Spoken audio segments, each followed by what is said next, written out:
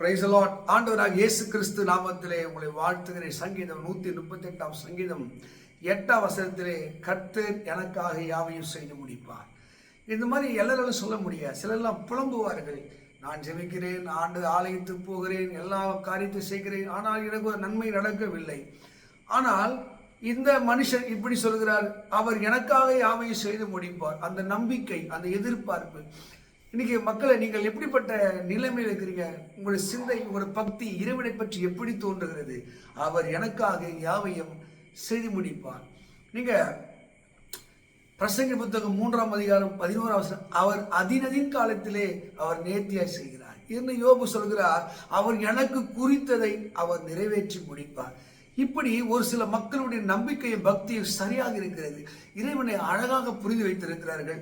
ஒரு சிலர்கள் வழிபடுகிறார்கள், ஆராதிக்கிறார்கள். மத்திய நீங்க 15ஆம் அதிகாரத்தில் நீங்க படிச்சு பார்த்தீங்கன்னா 1-9 வரைக்கும் படிச்சு வைக்கிற ஜனங்கள் முதடுகளினால் என்னை துணிக்கிறார்கள். அவருடைய இதயம் உத்தூரமாக இருக்கிறது, வாய் சோத்தரிக்கிறது, வாய் எதிர்பார்க்கிறது, வாய் நன்மையானதை சொல்லுகிறது, ஆனால் இதயத்தில் சந்தேகம் வருகிறது. கேட்டவர்கள் விசுவாசம் இல்லாமல் கேட்டபடினாலே அது அவங்களுக்கு பிரயோஜனப்படவில்லை. சந்தேகப்படாதேன்னு சொல்லுகிறார். நீங்கள் தெய்வத்து மேலே எப்படிப்பட்ட நம்பிக்கை வைத்திருக்கிறீர்கள்? அவர் எனக்காக யாவையும் செய்து முடிப்பார். சொல்ல முடியுமா? யார் அவர்கள்? அந்த எனக்காக என்று சொன்ன ஆள் யார்? அதே பைபிளில் அந்த மனிதரை வேறு பிரிக்கிறது. சங்கீதம் 145 சங்கீதம் 19 வசனம், அவர் தமக்கு பயந்தவருடைய விருப்பத்தின்படி செய்கிறாராம்.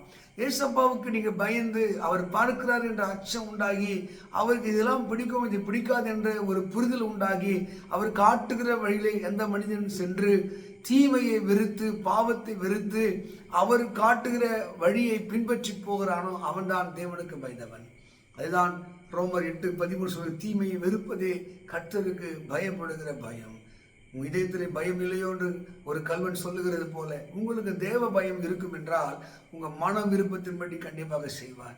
எதெல்லாம் நீங்கள் விரும்புகிறீங்க? பரிசுத்த வேதத்தில் நீங்கள் ஆதியாகமம் 22:9-11 வசனத்தை ஆபிரகாம் பற்றி சொல்லப்படுது. ஆபிரகாம் தன் மகனாகிய ஈசாக்கை கொலை செய்வதற்கு அவன் கத்தியை ஓங்குகிறார். ஓங்கி தேவன் சொல்கிறார், அவனுக்கு எனக்கென்று தகன பலியிடு சொல்லும் போது அந்த வார்த்தையை அவன் மீறவில்லை. இவ்வளவு காலம் கழித்து கிடைத்த அந்த பிள்ளையை கொள்ளுகிறமே என்ற ஒரு மனித நேயமும் பற்றும் இறைவனுக்கு பயந்த ஒரு சூழலை அவன் அங்கே உண்டாக்குகிறான்.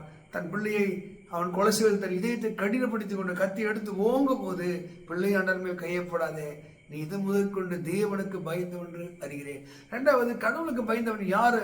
அவன் கடவுளுடைய சித்தத்தை, தேவனுடைய சித்தத்தை செய்வதற்கு அவன் முற்றிலுமாக அர்ப்பணிப்பான். எத்தனை விஷயங்கள் தேவனுக்கு அர்ப்பணித்திருக்கிறீர்கள்? எத்தனை விஷயத்தை இதெல்லாம் என் ஆண்டுக்கு பிடிக்காத சீ என்று வெறுத்து இருக்கிறீர்கள்? நிச்சயமாக ஆண்டு உங்களுக்காக எதையாக கண்டிப்பாக செய்வார். தமக்கு பயந்தவருடைய விருப்பத்தை அவர் செய்கிறவராக இருக்கிறார். நீங்கள் ஆண்டவருடைய விரும்புகிற பற்றி நல்லா யோசித்து பாருங்க. அவருக்கு என்னங்க, நீங்கள் பாவம் செய்ய விட்டேன்னா அவர் உங்ககிட்ட நேசிக்கிறார். நீ தீர்காயுசாய் வாழணும், நீ சுகமாக வாழணும், நீ நல்லா இருக்கணும், ஒழுக்கமுள்ளவனாக இருக்கணும்.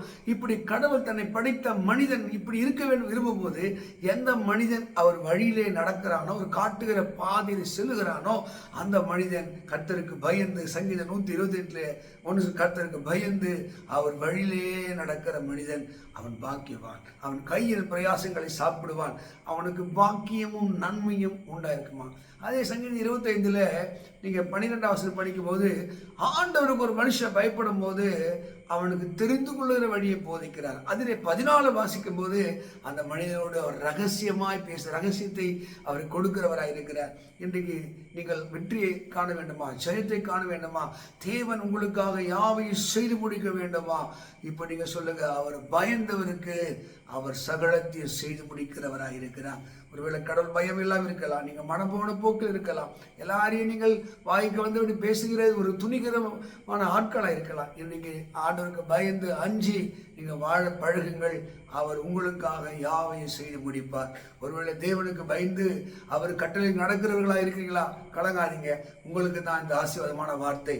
அவர் உங்களுக்காக யாவையும் செய்து முடிப்பார். தேவனுடைய வாக்குகள்லாம் கிறிஸ்து இயேசுக்குள்ளே ஆம் என்றும் ஆம் என்று இருக்கிறபடினாலே நிச்சயமாக நீ எதிர்பார்க்கிற முடிவை தந்து, அவர் மன விருப்பத்தின்படி தந்து உங்கள் ஆலோசனை நிறைவேற்றுவார். இந்த சங்கீதம் 138:8 வசனத்தின்படி ஆண்டவர் அதினதின் காலத்தில் நேர்த்தியாக செய்து உங்கள் ஆத்மாவிலே ஒரு சமாதி தந்து ஆசீர்வதிப்பாராக. God bless you.